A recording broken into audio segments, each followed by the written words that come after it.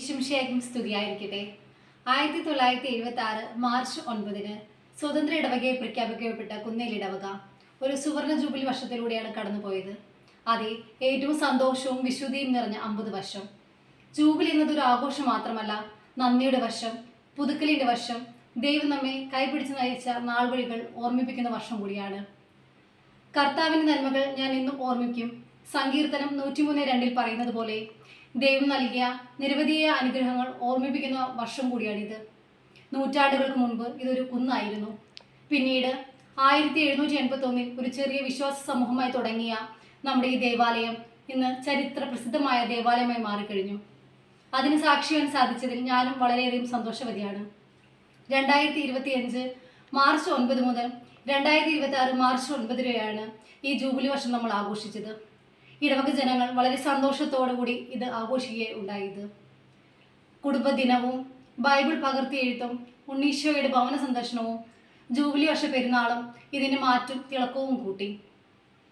ഏറ്റവും വലിയ വളർച്ചയുടെ ഉദാഹരണമായ നമ്മുടെ സ്വപ്നമായ നമ്മുടെ പുതിയ പള്ളിയുടെ ശിലാസ്ഥാപനം ജൂൺ 29 തോമസ് ചക്കിരി പിതാവ് നിർവഹിച്ചപ്പോൾ ഇടവക ജനങ്ങൾ നമ്മൾ ഓരോരുത്തരുടെയും ഹൃദയങ്ങളിൽ ഉടലെടുത്തത് വളരെ സന്തോഷത്തിൻ്റെയും പ്രതീക്ഷയുടെയും ഈ നാളമായിരുന്നു.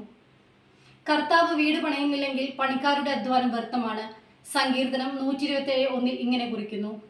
ഇതുപോലെ തന്നെ ഈ തിരുവചനം അനർത്ഥമാക്കുന്നത് പോലെ തന്നെ ദൈവത്തിൻ്റെ കരങ്ങളാണ് ഈ പള്ളിപ്പണി നമ്മെ സഹായിച്ചു കൊണ്ടിരിക്കുന്നത്.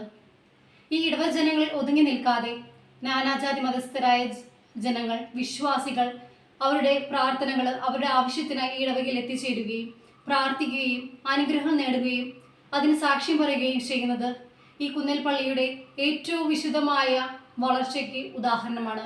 മറ്റൊരു ഉദാഹരണം കൂടി എനിക്ക് നൽകാനില്ല. ഈ പെരുന്നാൾ സമയത്തുള്ള ഈ തിരക്ക് തന്നെ ഏറ്റവും വലിയ ഉദാഹരണം കൂടിയാണിത്. അതിന് സാക്ഷ്യമായി എനിക്കും സാധിച്ചു.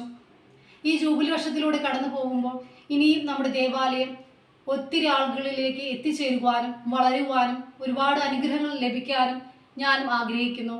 അതിന് ഉണ്ണീശോയുടെയും പരിശുദ്ധ മാതാവിൻ്റെയും അനുഗ്രഹം എല്ലാവർക്കും ലഭിക്കട്ടെ എന്നും ആശംസിച്ചുകൊണ്ട് ഞാൻ എൻ്റെ വാക്കുകൾ ഉപസംഹരിക്കുന്നു. നന്ദി. ജയ് ക്രിസ്തുരാജ്.